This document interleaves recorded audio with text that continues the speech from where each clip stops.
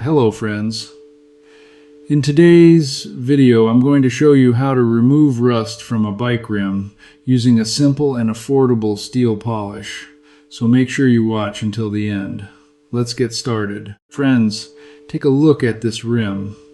You can see how badly it's rusted. The entire rim is covered with rust. So today we're going to clean it up and bring back its original shine.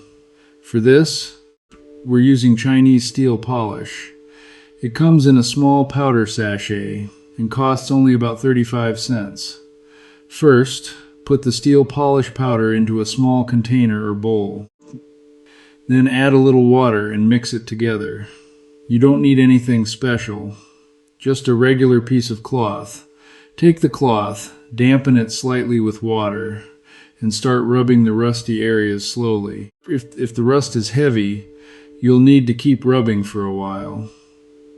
But if there's only a small amount of rust, it should come off much faster. Just be patient and keep working on the surface. A shield. We're going to keep rubbing the rim and then I'll show you the final result.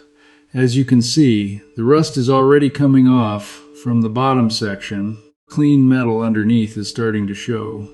This particular area was extremely rusty.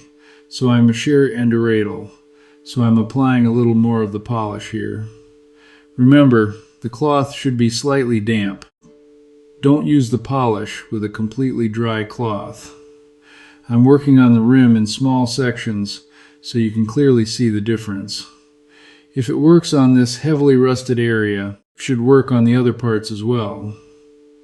I'm adding a little water to the cloth again and continuing to polish the surface. Now take a look at this. You can clearly see the difference between the polished area and the rusty area. Wherever I've applied the steel polish, the rust has been removed and the metal underneath is visible again, pre-shone.